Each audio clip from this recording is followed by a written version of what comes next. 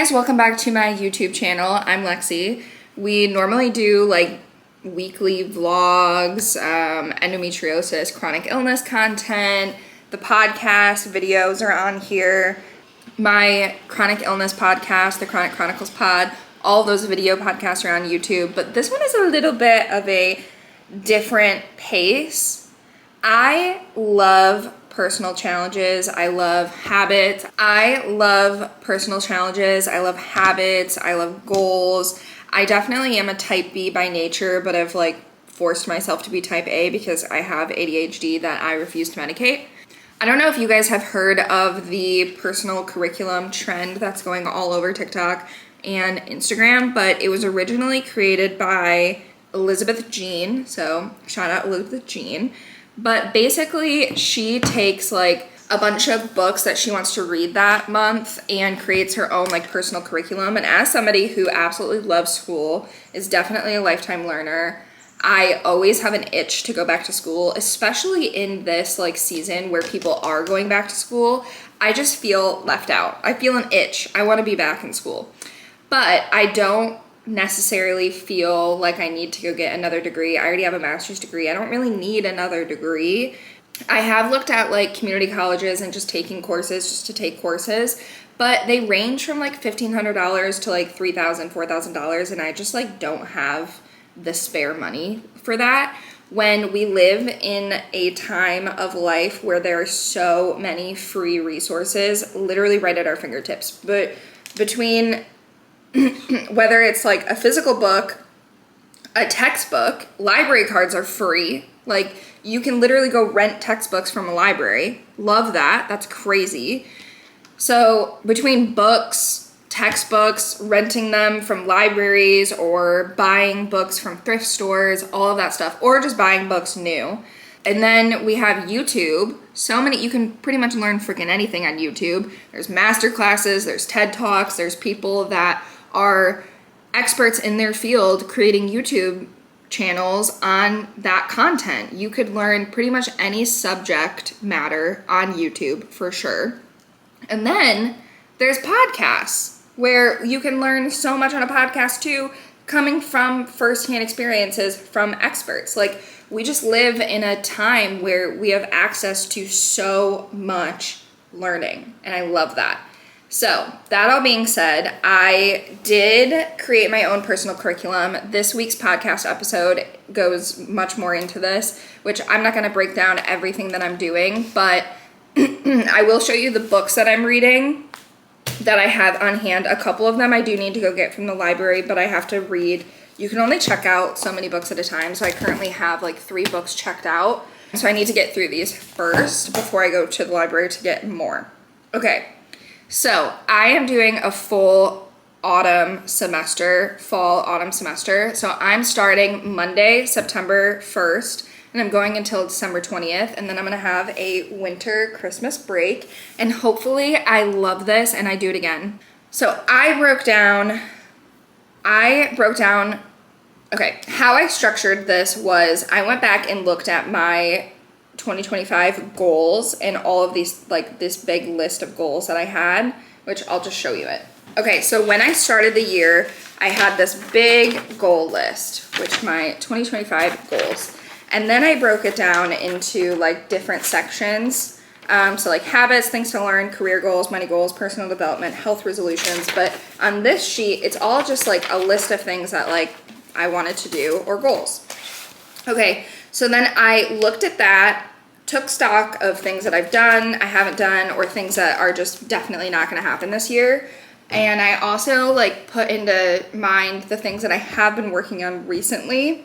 And I made myself a list of like my big goals. And then from those big goals, I made a curriculum kind of based off of that, like things that I want to learn, goals that I have that I want to complete by the end of the year, because this is bringing me to the end of 2025. And I broke it up into 1, 2, 3, 4, 5. I broke it up into 5 courses. So like a full-time course curriculum, I guess. Bella, what are you looking at? I do have to note one thing. and this also goes into play with why when I saw this trend, I just felt so influenced and pulled to do it, is because I also have teaching experience. When I was in grad school, I taught and I created curriculum for the classes that I was teaching. So like, this is fun for me. I've also been itching to, one, go back to school, or two, become like an adjunct professor and just teach like one course a semester. So, but I haven't really been able to find like open positions recently. So I feel like this is like itching both things. I love it. Okay, so my courses are women's health studies, physical education, business and entrepreneurship, creative arts, and hobbies. I should probably come up with like a different word than hobbies, but whatever. So women's health, my women's health course and my business and entrepreneurship course are definitely the most extensive ones where most of the books come from. But for my women's health studies, I have it broken down into 4 different, I think for both women's health and business entrepreneurship, I have it broken down into 4 units. And they kind of like mix match. I have everything broken down for like weeks, depending on like what I'm doing in that time frame. So for women's health studies, unit 1, I'm looking at endocrinology and hormone physiology. So that's going to be weeks 1 through 6. That's going to be like the first month content. I'm not going to break down exactly what I'm looking at for every single thing, but I will tell you the books that I'm reading for that. Okay. For my women's health course, through the whole semester, we are reading In the Flow by Alyssa Vitti. I'm not sure how you say her last name. Technically, I already read this book like 3 years ago, I think. But I think that I just like forget books. Like I read them and I'm like, oh, I don't really remember anything from it. So I'm going to take I remember a little bit of the content, but I'm going to take a different approach when I'm reading these books this time. And I'm definitely going to I own this book. This is mine. So I will definitely highlight and make notes and stuff on things that I want to remember. But I'm also going to go to the store this weekend and I'm going to pick up notebooks and highlighters and some post-it notes and stuff like that. And I'll definitely take notes on the books, on the stuff that I'm like, okay, I really want to remember this. Kind of like I'm in school. So In the Flow, we're reading for our women's health studies. I'm also reading Eat Right for Your Inflammation Type by Maggie Berghoff. She is a nurse practitioner. Love. And then I'm reading The Autoimmune Fix by Tom O'Brien, How to Stop the Hidden Autoimmune Damage. Nice. So both of these books are from my public library. So yes, love. Okay. Also, I should say most of the things that I'm reading, like physical books that I'm reading, are books that I already had on hand that I have been on my TBR for a while. Or things that I'm just grabbing from the library that I saw that would be relevant to this. Okay, and then also for the women health studies, I am doing a couple research article reviews. So Pathophysiology of Endometriosis is a research article that I'm going to read and look at. And then Inflammation and Pain and Endometriosis, also going to look at that. And then I'm going to rent I'm going to rent The Immune System. It's a med school standard textbook from the library that I have to go this weekend and re-rent the books that I have because I've had them for a month, and then also find this textbook. I put it on hold, so it's there. Okay, and then for women's health studies, I also have a couple of podcast episodes that I have saved that I just created a new list on Spotify of my autumn curriculum, and I saved podcast episodes that I want to listen to, so that way when I'm out on a walk I can just click on one and listen to it. And then I also did the same thing on YouTube. I created a private playlist for my autumn curriculum, and I added some YouTube videos in there that are relevant to the things that I want to learn about. So we have all those things. For physical education, this one is pretty basic, but I have a 5K at the end of September that I've been training for the past couple of months, which is definitely a big thing for me as somebody with chronic illnesses. And I have really, really bad lower back pain that literally in December, what was that? What month are we in? August. So 8 months ago in December, I was facing back surgery and like really scared about my ability to walk and everything. So being able to train for a 5K, even though it's like really, really hard, and I actually don't like running that much, but like I don't like the act of running. I like what it does to my brain after though, because I just feel like accomplished, and I feel good about running. So yeah, we have a 5K at the end of September. So the first 4 weeks, all of September, I'm finishing my training for my 5K. And then the remainder of the 12 weeks of my curriculum for physical education, I want to start training for running 5 miles. And then also, I have like PT that I do from home that I'm going to have in there. And then I have like gradual strength training exercises as well. So the milestone there is to build consistent zone 2. The milestone is to build a consistent zone 2 base and walk or run 70 miles per month. So yay, that one's fun. For business and entrepreneurship, the only physical book that I have at the moment is The Art of Persuasion by Bob Burg. So for this one, I have 4 units, and the first unit is communication. So this book goes into that. I did start reading this a couple of months ago, and then I just kind of fell off because I think that when I read books that are like educational like this, if I don't have like something to keep me on track for it, I kind of do just fall off, and I like lean towards more like rom-com books, which is totally fine, but I want to read these books. So I feel like this like curriculum and like assignment load is also going to help me do that, if that makes sense. And then the other book that I'm going to rent from the library is How to Win Friends and Influence People by Dale Carnegie.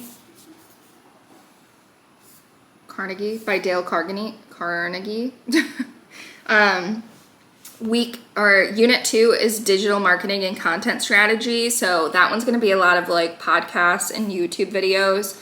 Unit 3 is product development and sales. I haven't spoken much about this because I'm kind of, I don't know, I want it to be a surprise for my podcast community, but I am launching a physical product that is directly related to chronic illnesses. And I want to learn more about like Amazon selling, TikTok shop, Instagram selling, how to launch physical products like efficiently. So I have a lot of YouTube episodes and podcast episodes to listen for that. And then unit 4 is networking, partnerships, and speaking. I've done a couple of speaking gigs. I was a keynote speaker last month, or earlier this month actually, and I really like doing that stuff. So I have assignments for that one for the last like 3 or 4 weeks of the semester, and I have a couple podcasts on networking as well. Okay, creative arts. This is like pretty chill. The only reading I have for this is The Artist's Way by Julia Cameron. I have seen this all over social media, has been all over my For You page, and I do also want to read it. People have been saying that it's actually like a pretty long read, so that's like the only book I'm giving myself for that course. But I have a lot of assignments during that go directly into like digital arts, creative arts, like content creation, social media, the podcast, like stuff like that. And then the last course I have is just hobbies. So the hobbies that I want to continue to focus on in the fall are baking, golf, financial literacy, so like just learning more about finances, and then working on my children's book. I've been writing a children's book for like 2 years now. I have most of like the written portion done, but I'm not a good illustrator, so I really need to like focus on finding an illustrator and then like figure out if like the illustrations match up with like the content that I've written for it. And then the only reading that I have for that is this Deeper Than Money book by Chloe Elise. And then she also has a podcast as well, so I have some podcast episodes saved of hers that are relevant to it. And then for the cooking and baking portion, I have 2 cookbooks. One is this 4-week endometriosis diet plan, which I have read through before. It's by Katie Edmonds, who has actually come on the podcast, so it was kind of fun to like talk to her about her own book like on the podcast. But my plan is to go through and pick one meal from this every week to cook, to focus on like anti-inflammatory, endometriosis, healthy. So one recipe from here, and these are all like pretty out of my comfort zone. Like I eat pretty unhealthy at the moment. Like not really, just like American. I eat very American. Like meat, potatoes, vegetable, cream, sauce. Like those are my favorite types of meals. So some of these are like pretty outside of my comfort zone. So I'm excited to pick a recipe every week and try this. And then for baking, I have this Magnolia Table, a collection of recipes for gathering by Joanna Gaines. This I got from Goodwill like a year ago, and I use it as decor, so I've never actually read through it. But she does have some recipes in here for desserts, hosting, dinners, all that stuff. So I think that this will just help me, you know, find something to bake when I am maybe not in the mood to search for something. But I do have a lot of like fall baking recipes that I have saved on TikTok as well. So like we'll probably go back and forth between the two of these. But these are both two books that are just in my apartment that I'm like, okay, we'll use these. And then yeah, golf and then golf. My goal for that is to like go to the driving range or go play an actual 9 holes of golf like every other week. I feel like is reasonable. Of course, I'd like to do it more than that, but I don't want to set myself up for failure by like doing too many things. And we have like quite a hefty stack at the moment. Of like books and things, and I'm really excited about it. So the next thing I need to do is take we have these 3 books that I need to take back to the library to re-rent, and then get the couple of other books that I need and the textbook. And then I also need to go to the store and grab some notebooks. So we'll do that next. Hello. It is Friday, 4:45 p.m. I just completed my workday and it's a little bit chilly out. It's like 70 degrees, so I'm wearing a long sleeve and sweatpants. I'm gonna go to Target to grab the stuff that I need for my like curriculum, school, back to school shopping. So I'm gonna head over to Target and I'm gonna pick up some like notebooks, some journals, some fun little pens and highlighters and stuff like that, which I probably need in my apartment anyways. Maybe not to the point that I'm getting them, but you know what I mean.